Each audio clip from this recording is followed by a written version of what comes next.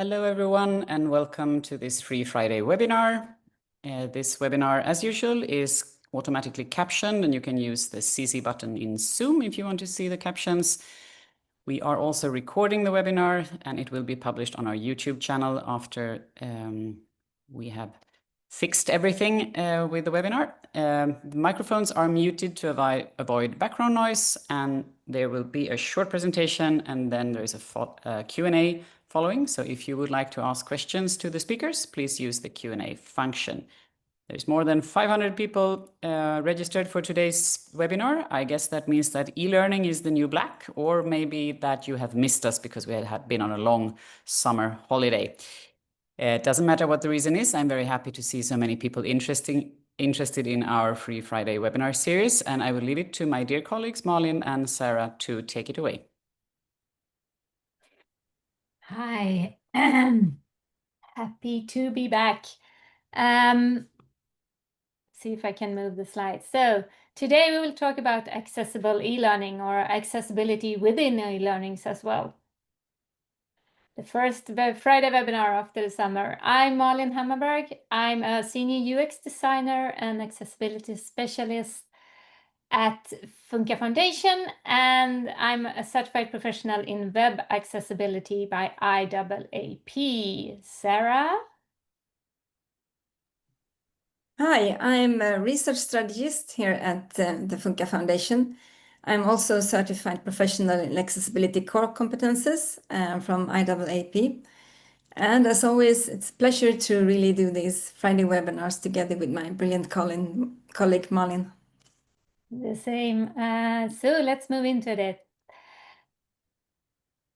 Is accessible e-learning really possible? We kind of started asking us this question because during the maybe past 2 years, we have been assigned several missions where they wanted us to test and check the accessibility in different e-learnings, not only the platforms, but also the content that we put inside those e-learnings platforms.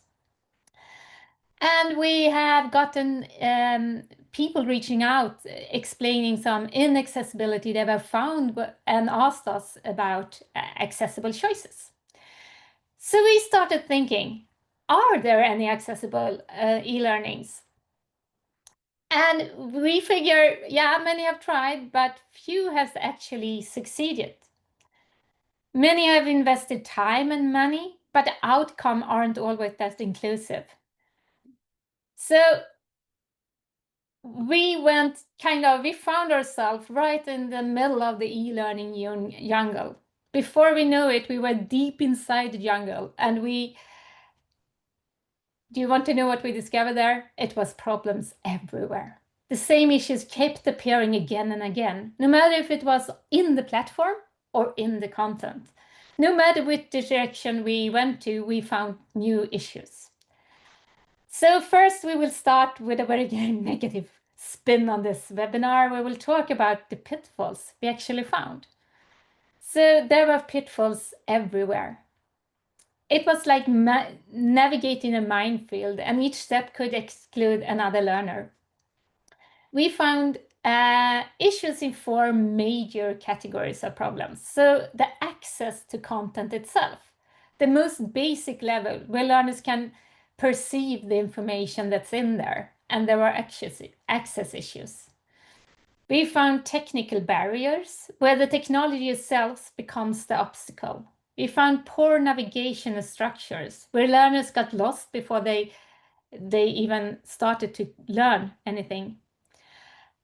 And maybe the most critical, there were no connection to the user needs, where platforms are built without consideration who actually needs or use them. Each of these represents a large portion of learners being locked out of the trainings and the e-learnings. So let's deep dive into them. The first one, content access issues. The video had no captions, so I missed half the lecture. A lot of times, some e-learning platform comes with videos. And when the videos are missing captions, then we exclude the users who can't listen to the video. So imagine missing half your education because of something so preventable. We found not only just missing captions here and there, we found missing transcripts in almost all the e-learnings we tested or did audits on. We found missing alternative text, leaving the user right out there in the dark, where there were images that were referenced in the text, but the images had no alternative text. Or the image was part of an exercise, but the images were lacking alternative text, locking some users completely out using blind users using screen readers, because there were no possible way to get this information at all. Several of the e-learnings also kind of pointed to different PDFs here and there. PDF that wasn't readable by different assistive technologies, PDFs that weren't accessible. And these weren't minor inconveniences, they were complete barriers to education and getting access to the content. We also find a lot of technical barriers. So my screen reader couldn't read the quiz alternatives properly. When we tried to navigate with assistive technology, either with screen readers or we had users testing them, or we used keyboards just to navigate around, many objects weren't even reachable. We just jumped over them because the radio buttons in quizzes weren't built like radio buttons, they were divs. So focus were more and when they were built correctly, focus markers were completely missing. So it wasn't possible to see where you were when you were navigating, using other input modalities or the keyboard. Poor assistive technology support, inflexible time limits that doesn't account for different needs. So a user that needs more time couldn't add more time to the exercise or the quiz. The technology in itself, or the platform itself, created this exclusion. And every single one of these issues is easily preventable in web solutions. So if accessibility was thought from the start, we don't think a lot of these issues would be there. Sarah, what did we find on the navigation and structure? So in addition to accessing information, you also need to understand it.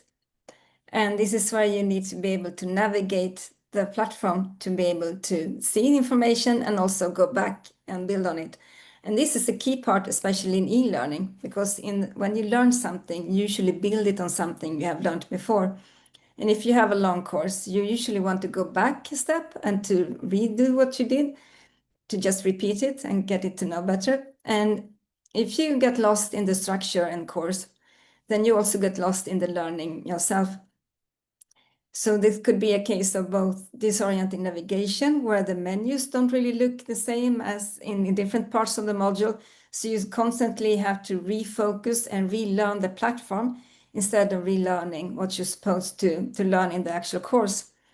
There could also be a case of unclear order and hierarchy, so where the content is sort of floating around in different parts and you don't really know how it fits into the larger thread of what you're going to learn. And on specific pages where you are in your topic, there could also be a lack of clear structure and headings. So you don't really know how to label what you see. You don't know where it fits within the overall puzzle of the knowledge that you're trying to learn. So this also goes into instructional design issues. So what is an e-learning platform for? It's for learning. So the instructional design is as important as technical accessibility, access to content, and the understandability issues. And what we saw in some cases is a complete mismatch between what was stated that you needed to have and prior information before starting the course, and what you actually had to know once you start getting into the information. So for example, there was a course on AI for beginners where you didn't need to know anything before the course. But when you get into it, it was actually about statistics and quite advanced mathematical modeling. so that you learn the algorithms. So in fact, it was a course made for university students that already had a science background, but it was branded for any audience, regardless of what you have for in terms of prior knowledge and education. And this is a problem not only for the learning, but also for the motivation, because if you have invested time in a course and you see after you've invested several hours that, in fact, this is not for me, then you abandon the e-learning altogether. In addition to mismatches between the prior knowledge and the content, there could also be a mismatch between the objectives and what was actually in the course. So you could have a course on, let's say, organizational development, that when you get into it, it's actually about intercultural learning or something really specific. And these kind of issues are also really easy to prevent, because you have to state the objectives, and not only what the content is, but also the learning objectives at the start of the course. There could also be problems with the clarity of the content and the context, so that the background is not clearly explained. It's similar to assuming that people know a certain thing before you start a course, that you don't really explain the background, which also becomes difficult to really take the new knowledge and fit it into the overall thread of what you're there to learn. There was also some cases of insufficient learning support in terms of stopping up and reflecting on what you've learned. So sometimes the information is just stacked, one information upon each other in a long row of things to learn. And you don't really get the time to reflect and think about, okay, so how do I actually apply it? Is it relevant to what I'm doing? How does it fit into the real world context? So with all these problems, we thought, well, what if we build something different, something where you don't need to put your energy on learning the platform or accessing the platform, but you can really just concentrate on learning the content that you're there to look at. So we figured that technical accessibility has to be paired with content that actually helps people learn, so that it's understandable and that it's also fit for purpose, that it actually helps people to achieve the learning objectives.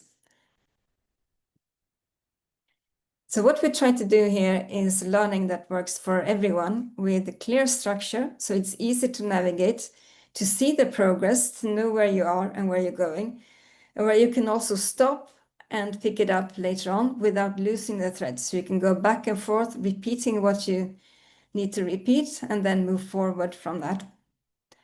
It's multimodal learning, so we have content that you can see here and interact with in different ways, and also that gives time for reflection and to being able to stop and use your own pace with learning, with a clear choice and control to adjust the pace, and also take the path that you want to do. If you want to go back and repeat some things and then move forward without losing the overall background and context. So what we try to do is something that is built for focus on the actual content and not on the e-learning platform experience itself. So with a clear progress tracking, consistent design patterns throughout, so you don't need to relearn what's actually happening, but you can intuitively follow the pace, and a logical information hierarchy with information and topics that build upon each other and explains the context and background. And we also try to build for, let's see if we can go back on this. Yeah, motivation, reflection, and engagement. So to have clear and relevant learning objectives. So when we say that you don't need any information beforehand, it's actually true, and we don't afterwards explain a lot of content that was not supposed to be in the prior knowledge. But we use plain language as much as possible. We have some technical courses, of course, but we try to explain the jargon and explain the technical terms and give it in the context. and not having an unnecessarily enveloped or difficult way of explaining things, so that the content is both accessible and understandable.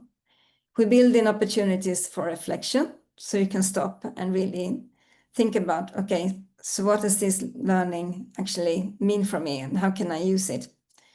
There's a logical progression and scaffolding, meaning scaffolding in the sense of it builds on prior knowledge, and we go back to connect to things that were explained in previous topics. And there is also the human, it's not AI generated content, but really there's a human connection, but also possibilities to ask questions and have interaction in different phases. So Malin, what does this actually look like? Yeah, I accidentally were a bit trigger happy when I was making sure that I saw the Zoom video. So here's a sneak peek of our e-learning platform. After everything we discovered in that jungle, we tried to learn from this. And this was what happened when we learned from the problems we found. So we added a clear progress bar that so the user will know where they are and how long they have left. It's easy to move between the different topics and lessons and move up levels or move down levels. We aim for multimodality, where we could combine contents with video, text, and image, working together to cater for the needs for each of every possible learners.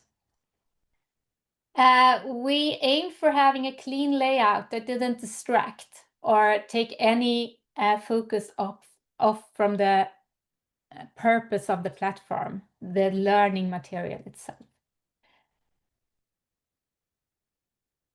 So we tried to build accessibility in from the very beginning, and we looked around for different solutions, and we ended up with this one for the technical platform. And we also didn't try to reinvent the wheel. We didn't build our own video player. We chose a video player that already fulfilled our accessibility requirements. So this is an example of the video player. It includes both captions and a full transcripts functionality.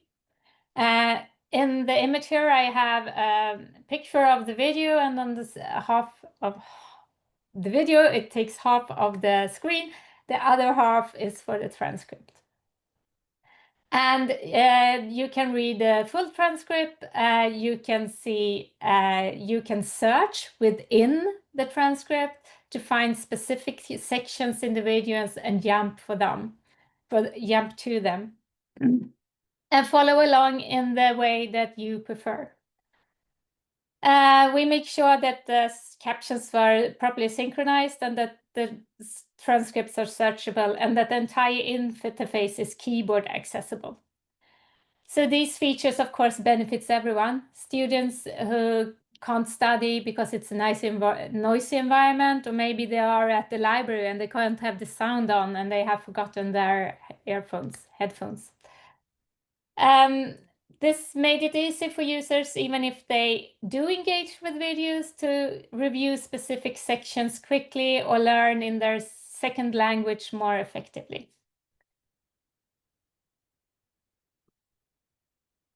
So yeah, and I have a great news. We put together a demo training, and for all you guys who signed up here, we will send out an email Monday where you can sign up your interest to get access to that demo training. It's a very short and neat, small one, but you can get access and test out our platform and our learning material. Great news, right? And on that note, some questions. Thank you, Malin. Thank you, Sarah, for this very engaging presentation. We have quite a few questions. The first one is about if we share which platforms we have tested. We do not, because none of the assignments that Malin mentioned were like publish everything on everything. We have done for specific learning material or for specific clients, and we can't really share that. So we can only say that we tested many, small and big, free and commercial, and we didn't really find anything that we liked. That doesn't mean that it doesn't exist. Of course, there may be many things out there that we haven't seen. What are the key principles to consider when developing accessible e-learning content? I think you have touched upon that a bit, but maybe you can repeat or give a little bit of overview. I think it's yours, Sarah, this question. If we think about the content, so we have well, first the technical accessibility issues, which is more on your side, Molly. But if we think about the principles of understandability, it's the level of the language. Sometimes if you do a technical course, of course, you need to have a bit more technical terms in it, but there's no need to be overly complicated. It should be always easy to digest and to have content that is connected to clear learning objectives and also follows a clear progression. This is in terms of instructional design and understandability. And as always, not to have things that is cluttered or too much information at the same time. And I also think in e-learning, it's important to be able to structure the content in a way that it follows a logical progression and that it's easy to go back and forth and really build the knowledge in. So it's not just information that is thrown out there, but it really follows a clear line of thought so that you actually feel that you can take it away and do something with it in real life. It's not just pieces of information that is floating around in separate ways. I don't know, Malin, if there's something you want to add. I would like to add multimodality, the possibility for users to choose whatever media to learn from that fits them best. So if it's videos, that's great. If it's images and text, that's great. But giving the opportunity for the learner to choose what works best for them. Okay, very good. I think you gave many principles and also in details. So, and on that, maybe close to that, how can multimedia elements be optimized to ensure accessibility for all learners? It's important that that it's captioned so that if you can't hear the multimedia, even if it's audio, if it's video, whatever, you get alternative text alternative to that. If you know that your learners are sign language speaker, of course, you should offer a sign language version together with you. But at least minimum requirement, always caption, and I think you should always also provide a transcript. When it comes to the visual parts in multimedia, if you do presentations or you explain things in the video, everything that's visually important in the video also needs to be expressed in the speech. So even if you can't see the video, you can follow along with what the trainer wants to achieve or talk about. So any visual cue is described in audio as well. Yeah. So we have multiple questions about if we provide audio description, and I think you partly responded to that, but yeah. We use something called verbalization, where we try to verbalize everything that's seen on the screen that's important, every visual cue. We don't have separate audio description tracks in our learnings. So multimodality, that's great. A perfect solution to support any learner there is, but not many universities or schools can, due to the resource limits, can do that due to resource limits. Any advice? What can you recommend as the bare minimum, quote unquote? Oh. The bare minimum is, is the accessibility features so that you have transcripts and you have captions. And already that is a part of multimodality. So it doesn't really, it sounds like a very fancy name, but it doesn't mean that everything needs to be done in video, audio, or everything at the same time. So I think for universities, it's important also to think in a universal design for learning perspective, so that everything is not done in exactly the same way that fits only one specific type of learner, but that you offer content that is that also caters to different types of learning styles and preferences, so that if the whole course doesn't fit a person, at least parts of it does, so that everybody are getting engaged at the same time. I think often in university courses, There is a way of doing it that has always been the way of doing it. And it really helps, I think, to just invest a few more minutes in seeing what kind of tweaks can be done. Yeah, we also got a couple of questions about whether we provide 360 videos and other fancy VR things, and No. no, we don't do We that. just a small foundation still. We're trying our best, but yeah. Not yet, I would say. I mean, why not? But Yeah, it's not kind of the minimum viable product right now. It's not 360. That's for sure. So we also got a question about ethics. So what ethical considerations should be taken into account when developing accessible e-learning solutions? I Silence. don't know. Depends on what level it is. I mean, the minimum is to ensure the privacy of the learner, so you don't share information. I mean, that's GDPR ethical bare minimum. And then, of course, it depends on the kind of content you have in the course. If it's a course on sensitive topics, you need to read up on the ethical guidelines for that specific topics and follow those. There is, of course, the question of inclusive language that we would promote if we are talking to a diverse audience. It's really important to walk the talk and also use inclusive language. Yeah, when I tried to wrap my head around what the question was about, I'm thinking more of a situation like this when we are on video to allow people not to show their face if that is what they prefer. That is always a kind of a balance between people who are hard of hearing who need to be able to lip read, and also some people with cognitive disabilities that really struggle when you don't show your face. On the other hand, there may be people who do not want to show their face. So there are ethical considerations when you do live trainings that may be more difficult to kind of adjust for. I think than e-learning should be easier. I think, but it's an interesting question. So thank you. We also got a question about what the video player we choose was, because we said we picked one. So I guess we can be open with that. We picked Vimeo. We tested out some, but Vimeo had what we required. It also had the possibility to do a lot of the settings we needed to make sure that we wanted to be there for our learners. So it's also very adaptable and easy to use. So it worked best out for us. Yeah.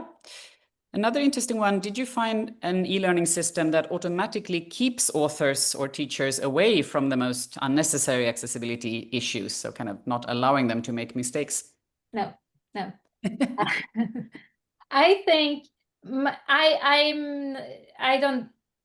I don't have kind of the data to support me, but a lot of the e-learnings are usually built individually by a set of developers, and they are not always involved in the content we put in. So it's like someone who creates a CMS and then there's an author somewhere else. So there's a disconnect between these two that sometimes makes it hard for the author to actually create accessible content. That's the feeling I got out when we tested.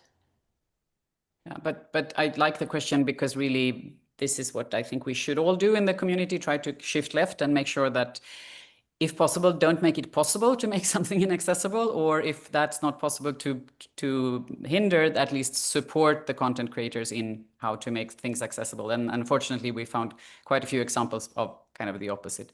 So also loads of questions about legal requirements, and no, the Accessibility Act doesn't cover e-learning. Yes, if it's part of e-commerce, then it would be covered. Yes, if it's public sector in the EU, it would be covered by the Web Accessibility Directive. I think I, with that, responded to at least 4 or 5 questions.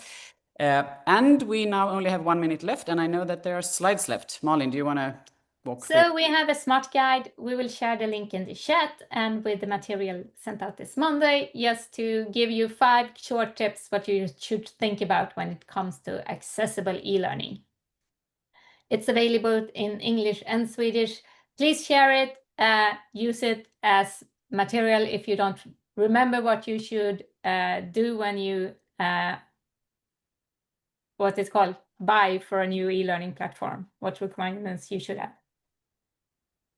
Then, of course, we would love to get more followers, so please subscribe to our newsletters and follow us on LinkedIn, because we love to reach out and we love when you reach out back to us. So please don't be a faraway friend, come closer to us. And the next, yeah. And the next one, the most important one, what's our next Friday webinar? Well, we have EAA 3 months on. What happened so far? And my eminent colleague, Peter Kemeny, who is an accessibility specialist and very nerdy law person, and perfect Susanna Lorin will take a discussion on this. So do not miss this. I think it will be very exciting. Okay, with that, thanks everyone. I put the link also to the registration form for the next Friday webinar in the chat as well. Thank you everyone for being here, and don't forget to make something accessible before you close your computer for the weekend, and see you soon again. Bye bye everyone. Bye.